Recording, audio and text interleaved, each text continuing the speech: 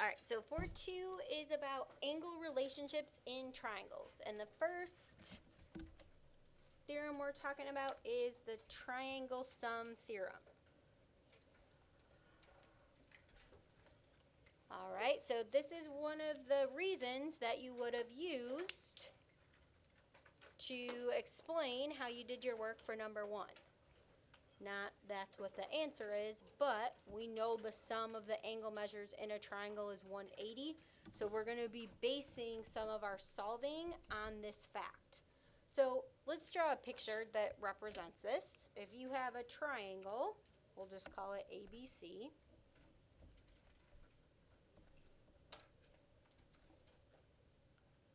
Okay, then you can say that the measure of angle A plus the measure of angle B plus the measure of angle C is equal to 180 degrees by the triangle sum theorem.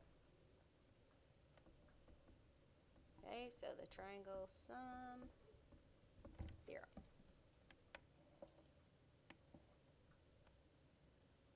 All right, and the reason why it's helpful to write those out is when you get to your proofs and you have to write a statement, and then we understand, okay, if this is our statement, this could be our reason that goes with it. For our first example, you are given a picture, and then what we have to do is find the angle measures. And they give you what angle measure you need to find. Okay, so find the angle measures. For part A, it's the measure of x, y, z. So really the first thing that I do is I mark off where angle x, y, z is. Whenever you're given an angle, most of the time it's going to be 3 points. Other times it might just be 1. But x, y, z cannot just be angle y, because how many angles do we have that make up angle y? There's really 3 angles there, right? This one, and then the sum of those 2 angles together. So XYZ is this angle here. Now, you can see that you're given 2 angles in this triangle, so we can use the triangle sum theorem. So we know that the measure of x plus the measure of angle y plus the measure of angle z is equal to 180. So if we plug in our measure here, 62 degrees, plus, we're trying to find this measure, and this is the measure of x, y, z for this triangle, and then the measure of angle z would be 40, set it equal to 180. Okay, you can add these 2 together and then subtract. Again, the reason why we're writing this part out is so you could see what it would look like if you had to write a statement in the proof. All right, so Danielle, what do we get when we add 62 and 40? 102. So I'm going to subtract 102 degrees from both sides. So the measure of XYZ is going to equal, and Ireland, what are we going to get when we subtract here? 78.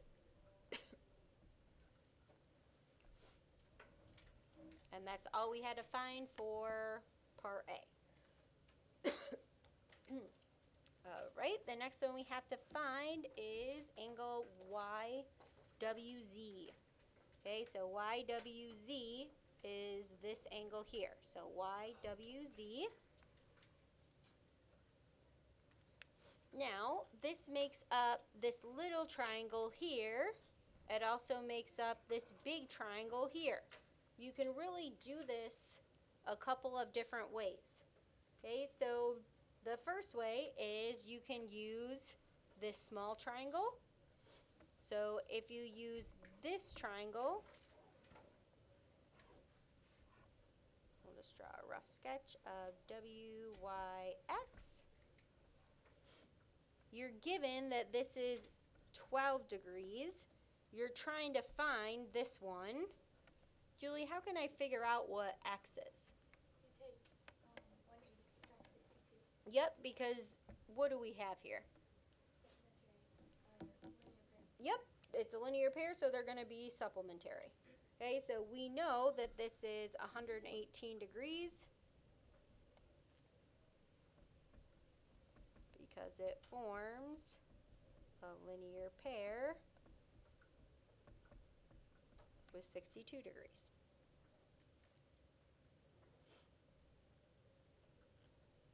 All right, so then if I wanted to solve for my missing angle, right, I have the measure of YWZ plus, I'm going to use this triangle here, Y plus the measure of X is equal to 180. Okay, and then if we just want to combine those together, 118 plus 12, this is a good one to do in our head because if you add the 2 to 118, what do you get? 120, and then you can just add 10 to that. So together these would be 130. And then when you subtract from both sides, you would be left with what? 50 degrees. Okay, so I said there was more than one way to do this. So another way is you could look at the big triangle. Okay, so if you look at this big triangle, your WYZ,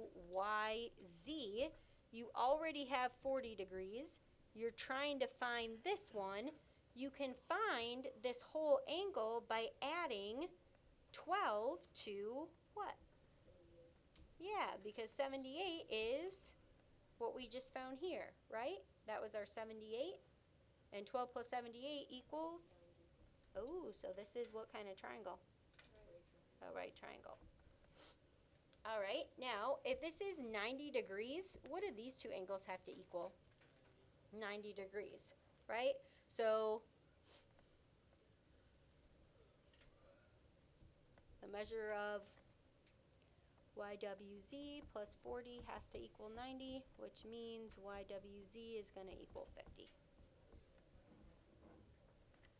Okay, now obviously you don't have to do both ways. I just wanted to show you there are different ways to look at the triangle and figure out those missing pieces. All right, now we have a couple more theorems.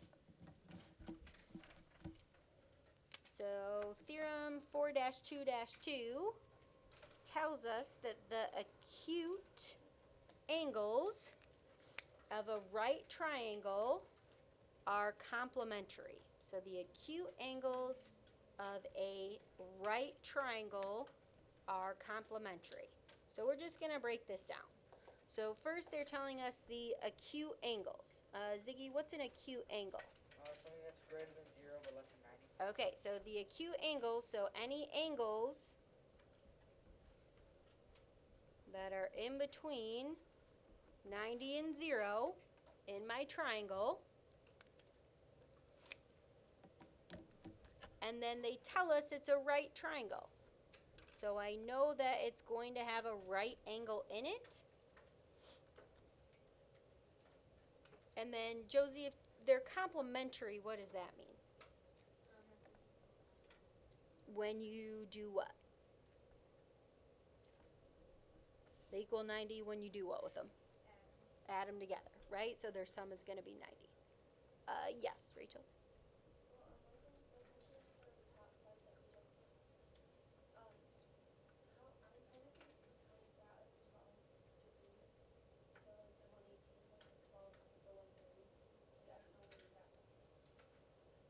Oh, for this first part, you mean? This part here? Yeah, so can you see this one's labeled as the 12? So that's where this one comes from. And then the 118 is going to form a linear pair with 62. So if you look at this original picture, can you see how 62 and this angle here are going to add up to 180 together? Yep. So this angle has to be 118 because when you add it to 62, you'd get 180.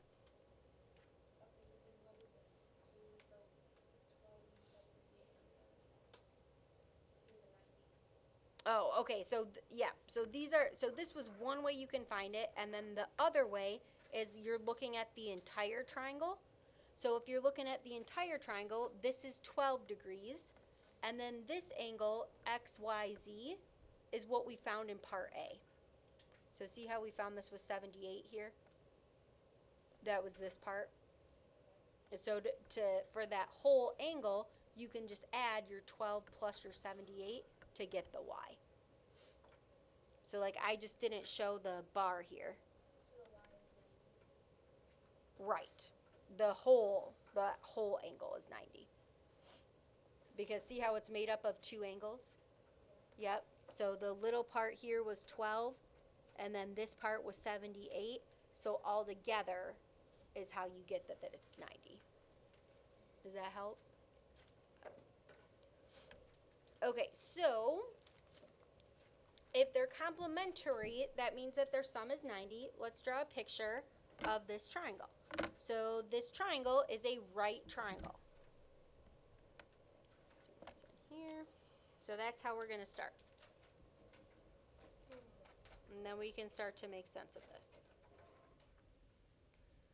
All right, in every single triangle, Ashna, what is every single triangle going to equal degree-wise? How many degrees are in every single triangle? No. So in one triangle, how many degrees do you have total? 180, right? Okay, so every single triangle is 180. If you have a right triangle, we know that a right angle is how many degrees? 90. So if you take 180 and you subtract 90, how many degrees do you have left? 90. So what this theorem is telling you is if you have a right angle, then the acute angles, which we'll call angle 1 and angle 2, they also have to add up to 90 because together we have to get 180. So this theorem is telling you that the measure of angle 1 plus the measure of angle 2 in this situation have to equal 90 degrees. Okay, and that comes from the fact, okay, so this comes from the fact because the measure of angle 1 plus the measure of angle 2 plus 90 degrees is equal to 180. So it's basically like you did what to both sides? If this was my equation, what could I do to both sides to get this one? Subtract 90. Subtract 90 from both sides. Okay, now our next theorem, theorem 4-2-3, tells us that the measure of each angle of an equiangular triangle is 60. This would also be true for a what type of triangle? Equilateral. Okay, so let's draw a picture. We'll draw it on this side since we have more room. So if it is equiangular, the way that we would notate that is with one curved mark on each angle. Okay, this would be equiangular. We know that it makes sense that it's 60 degrees, exactly like Griffin told us for our bell work, right? You would take the 180 degrees and divide by 3, because there are 3 angles that have to be the same, and that's how you end up with each one is 60. Yes? For this one, instead of doing like the circular parts on the angles, could you still do like the dashes on the line? Same thing, all the same? Not for this theorem. If it said equilateral, then yes, you could. But to show the angles, you do have to put those marks on them. Another way you might see like the angles marked is sometimes they'll be marked like this, like they'll have both. It'll be like this, and they'd put like one dash like that, and that could be another way. All right, and then our next example says one of the acute angles in a right triangle measures 2x.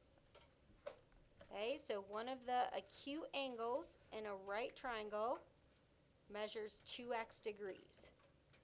We have to find the measure of the other acute angle. So once you read that, try to process what some of these words mean. So it's an acute angle, okay, which means less than 90. It's in a right triangle, which means I could be using this theorem here.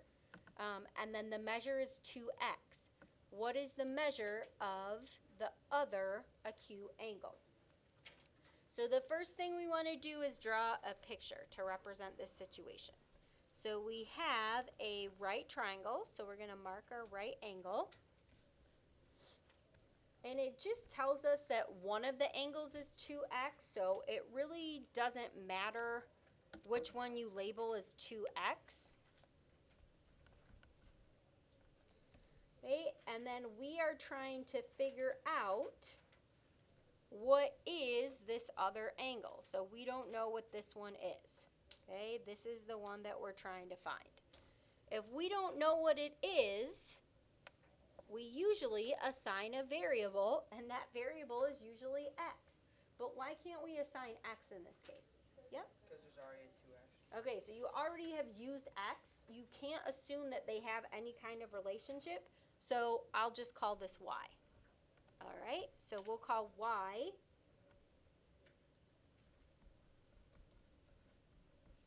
the other acute angle. So based on what we know from this theorem, these two angles, Izzy, have to do what?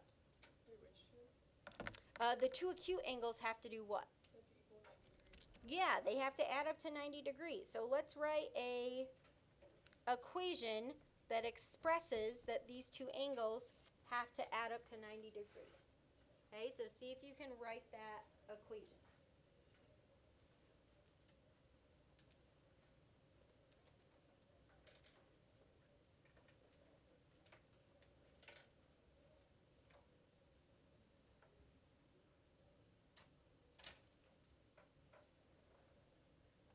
Okay, and then go ahead and check with your elbow partner.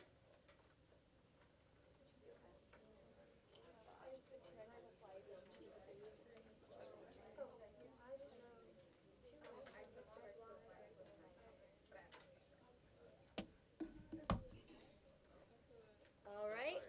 Which pair thinks they got it down?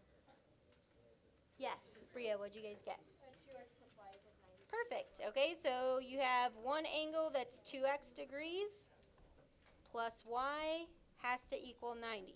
Now, remember, we're trying to find the measure of the other acute angle, which is y, so then we're going to solve this for y. So, Nate, if I want to solve that for y, what am I going to do to both sides? You divide by 2? Nope, you don't have to. Subtract by 2? No. That's part of it. So, when you're solving for y, Oh, what do you want to move over? 2x. Okay, so how are we going to do that, Nate? How are we going to move over 2x? Oh, subtract. Yep, good. Okay, so then we'll subtract 2x from both sides. So then y is going to equal 90 minus 2x. Okay, so the measure for the other acute angle is 90 minus 2x degrees. Yep. So this is very similar to what we did in our earlier chapters. Remember when we were trying to find the complement and we had to write 90 minus x, or we had the supplementary and we had to write 180 minus x. We had to distribute the negative, all that stuff. Okay, so this is very similar to that. So if you have an expression, then you will likely have an expression for your final answer. Ireland. Why do you put the degree symbol on the outside of the parentheses? To indicate that the degree applies to the whole quantity. So, like, if it's more than one term, then you'll usually see it in parentheses with the degree on the outside. And if it was just one term, then you wouldn't need one. Okay. All right. The next part is going to be some vocabulary. And then you'll see this vocabulary pop up again in some of our theorems. So it says the blank is the set of all points inside the figure. Do you guys think you know what it is? You guys know a word for inside? Yeah, go ahead, Rachel. Go ahead. So when I did the equation for the answer, I meant like -2x plus 90. Oh, yep, that's fine. Yep. Just as long as you keep that negative with the 2x and then the 90 is positive, yep, that's fine. Okay, and yes, Ella, it is interior, right? The interior is the set of all points inside the figure. And if it's outside, that means it's what, everybody? Exterior. Okay, now you are going to have an interior angle.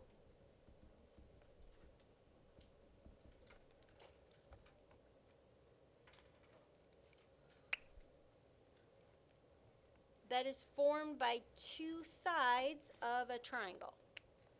Okay, so if it's inside, it'll be two sides of the triangle that are forming it. If it's an exterior angle, that is going to be formed by one side of the triangle. And then there's going to be an extension of an adjacent side.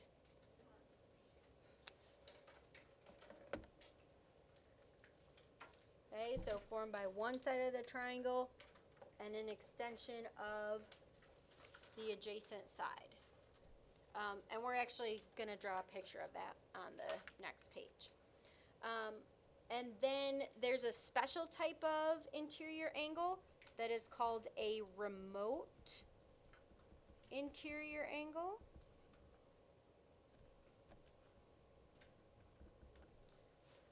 And that is misspelled.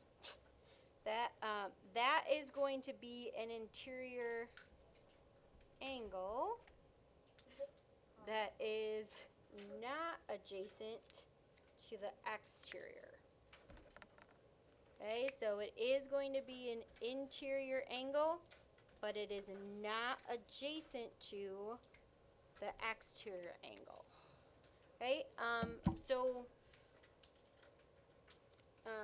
Abigail, do you remember what adjacent to means? If it's adjacent, they are. You don't remember? Max, you remember? Nope. Max, who's next to you? Me? Yeah. They're next to each other. Okay, good. Yeah, so it means next to. Sorry, I couldn't see you. Okay, and then, so yeah, that just means that they're going to be next to each other. So it's not next to the exterior angle. So we're going to draw a picture of this triangle. I'm going to use my straight edge. It's okay if you don't. But we're going to start by drawing a straight line. So just start by drawing a straight line.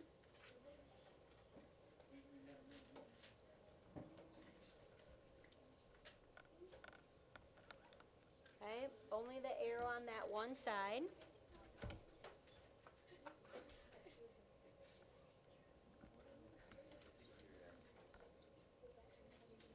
And then we are going to draw a triangle.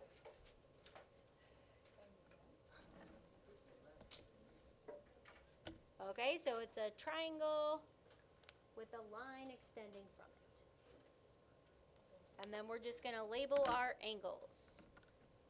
So we have angle 1, angle 2, angle 3, angle 4.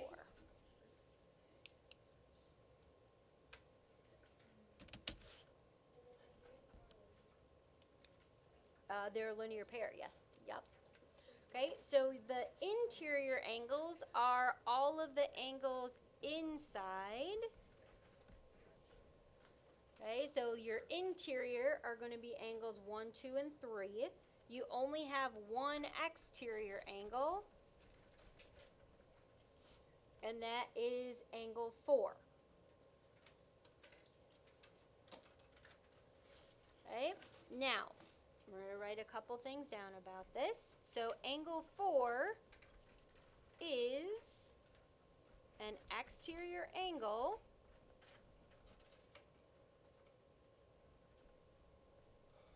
and its remote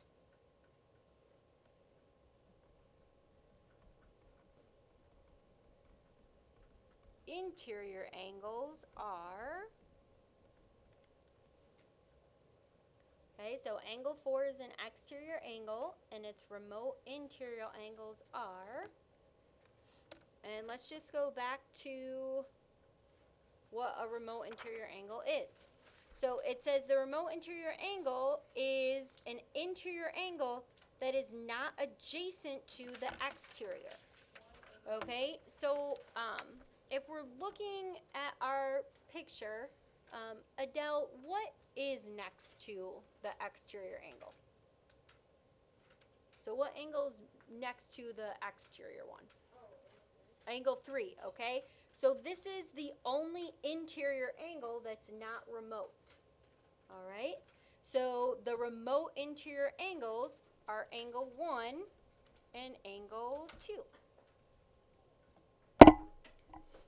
One way you can think about this, you know, if you hear people say, oh, I'm going to a remote island, they're away from everything else. So your remote interior angles are away from your exterior angle. Okay? And then we're also going to make a notation that 3 and 4 are a linear pair. And go ahead, Julie. So are the remote angles like when they're added together? Isn't that what it's equal to? Wait, say it again. Like if the remote angles like added together, is that equal to 4? Yeah.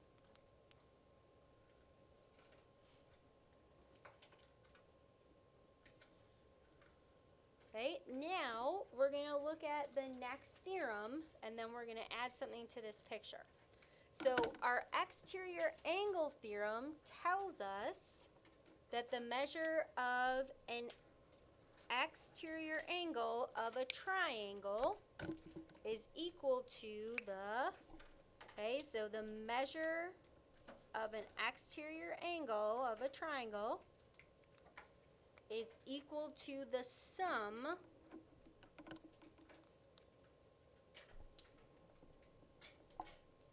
of the measures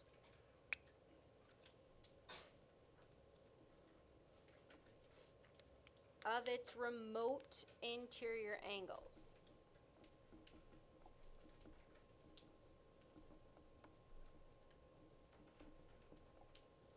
Okay, so the measure of an exterior angle of a triangle is equal to the sum of the measures of its remote interior angles.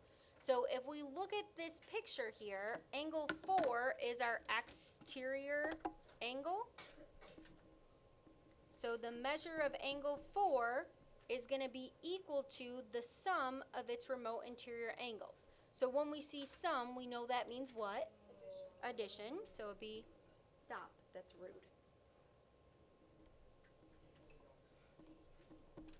So the measure of angle 1 plus the measure of angle 2.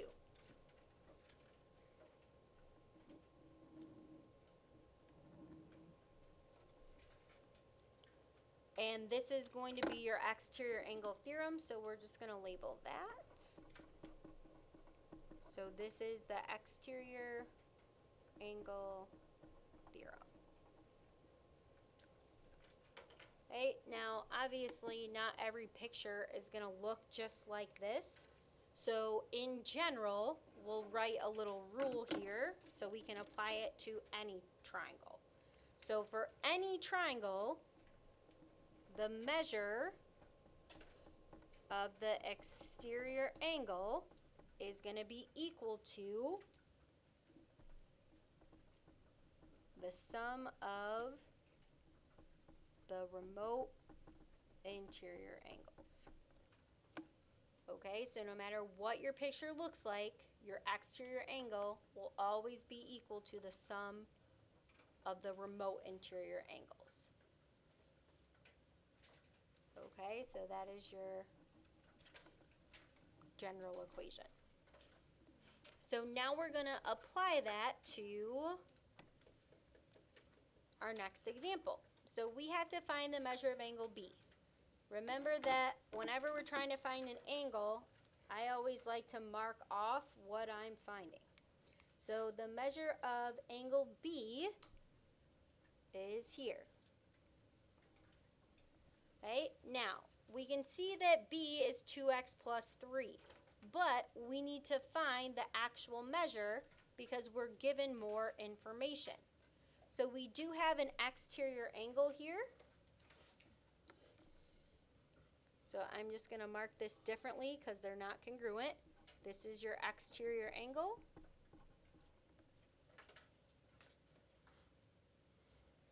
And then I don't want to call this angle C because there are two angles there. So instead, I'm going to call this angle the measure of BCD. So that's your exterior angle, and that's going to equal the sum of the remote interior angles.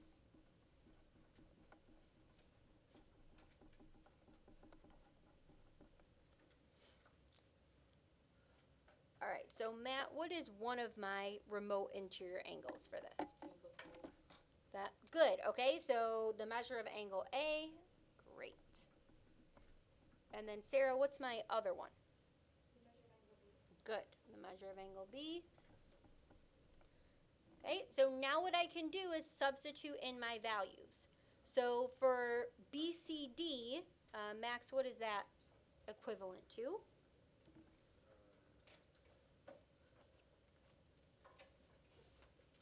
Because BCD is labeled, right?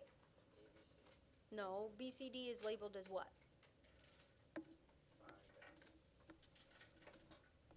Yeah, 5x minus 60. Yeah. All right, and then Elizabeth, what is angle A? 15. Okay, so we're going to plug that in. And Jillian, what about angle B? 2x plus 3. Okay.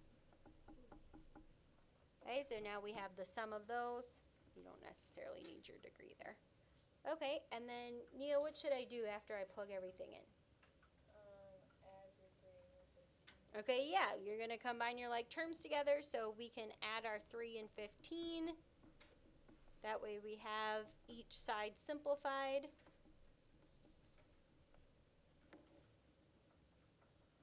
All right, and then Allie, what are we going to do after that? You're gonna combine or Yep. subtract x. And so what x term do you want to move over? 2x. Okay, so you are still combining your like terms. You're just going to get everything on one side. And then let's do this at the same time. So after we move over the x's, then we want to move over our numeric value. Okay, right, so 60 plus 18 will be 78. And then Christina, what's my last step for this one? 3 divided by 3. Yep. You guys want to do this without a calculator? 26. Do you guys know how you can tell just by looking at the values whether or not 3 goes in there evenly? Uh-huh. Did you add them together? You can add the digits together, right? So what's 7 plus 8? 15. And if 3 goes into 15, 3 will go into 78. So 3 goes into 7 how many times? 2. So we know it starts with a 2. If you subtract 3 times 2 from 7, you get 1. So you'd have 1 and 8. How many times did 3 go into 18? 6. So then you get 26. Now remember, The question is asking us to find the measure of B. It's not asking us for X. So we did the first part, and then, Ella, how are we going to find the measure of angle B? You can plug 55 back. Yep, and we're going to plug that into what expression? 2x plus 3. Good, okay, so we know the measure of angle B is 2x plus 3, so yep, we're going to plug in 26 for x. Don't reach for your calculator, you can do it without it, right? This is just times 2, right? So you can just do 26 plus 26. Or you know what's 25 plus 25? 50. So if you just have one more, twice, you have 52. And then, yep, plus 3 will be 55.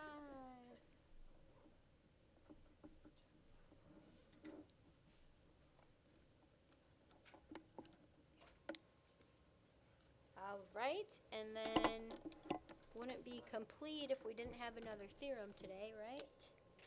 So we have the third angles theorem, which some people try to use on their last quiz.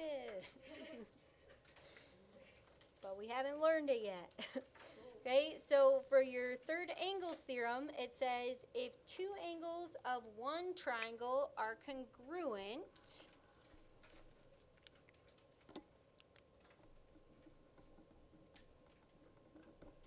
to two angles of another triangle, then the third pair of angles are congruent. Let's talk about why this makes sense, right? So if two angles of let's draw a picture. Okay, so you have two triangles, okay? They tell you that two angles of one triangle are congruent to two angles of another triangle. So we'll just pick some values. We'll make them 60 and 40, okay? And that's all they said, right? You have two angles of one triangle that are congruent to two angles of another triangle. This theorem is telling you if you have this situation, those third angles have to be congruent. Why does that make sense? Because why?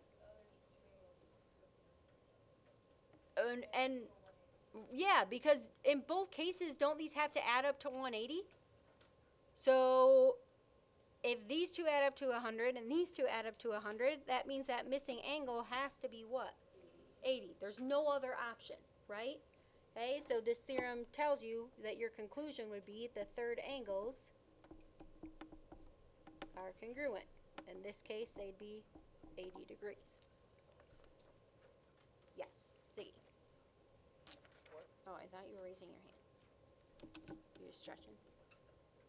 Or did you have a question? Okay. All right, so we're going to find the measure of angle K and the measure of angle J. Now, you do have two triangles here. Really, you have three. But we're going to think of these as two triangles. You can think of them as two triangles pulled apart. Sometimes I'll actually even draw out your two separate ones to help you. Yeah, Rachel? The outside, like the angle, I guess is like 10K between like KH and J, like that, like over the area. Would that be considered like an exterior? Oh, this one here? Yeah. Yep, it would be. Yep. Okay, so I'm just going to show you, you have these markings, right? Angle G and angle H are congruent there. I and F are congruent. If we drew these so that they weren't crisscrossed anymore, here's your H, F, K. So I'm just pulling these apart, okay? J, I, G. Can you see that the third angle theorem will apply here? These two angles are congruent, these two angles are congruent. So we know that angle K is congruent to angle J, by the third angle's theorem. Okay, now if they're congruent, we also know that that means their measures are equal. And we actually have measures for each of these. We know that k is 4y squared. We know that j is 6y squared minus 40. Bless you. So their measures are equal. And we can go ahead and substitute. Okay, so angle K is 4y squared. J is 6y squared minus 40. And just like we did before when we were solving, we want to get all of our like terms together. So y squared has to go with y squared. I'm going to subtract that from both sides. Don't forget the negative here. So you have negative 40 on this side. 4 minus 6 is negative 2. Yes. Like since they're both negative, before like, is this like I think like I do this because it's gonna be positive. So like I just like flop it like or switch it then. Is that fine? Like I move, like I switch the sides and then move them over. So are you saying that you move like your 4 here and your 40 here? That's fine. You just put plus 40 and minus 4y minus 4y. So in this step, really, we're going to be dividing by negative 2. So whenever you have a negative by a negative, you get a positive. All right, now we have y squared equals 20. So, yeah, Griffin? Yeah, you have to take the square root. Okay, I'm going to write that in the next step just so when you're looking back you can see that you had this equation and then you took the square root. Now when you apply the square root, a few things are going to happen here. First of all, the reason why we do this is to undo the power of 2. You know how like we add to undo subtraction? We divide to undo multiplication? We take the square root to undo the power of 2, which means what do we have left? Y. Now, because when you square things, you can have a negative squared and a positive squared that equal the same thing, what do you have to make sure you put in front of your answer? Plus or minus. Okay, so this would be plus or minus the square root of 20. Now, you are going to write your value as an exact value. Okay? So when you're writing this as an exact value, you are going to simplify the radical. Do you guys remember how you're going to simplify the radical? What you look for inside? Yeah, you look for A factor. You are going to look for factors. And what's special about these factors?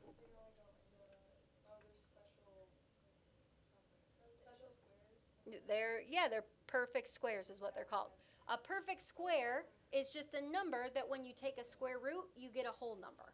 So let's think of some perfect squares. Okay, so 16, you said 4,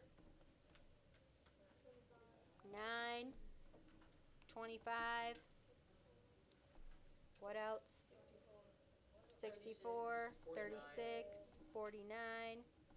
See how I'm writing these in order, right? What's the first one? 1. Okay, so let's think about how we got these. 1 times 1 is 1. 2 times 2? 3 times 3?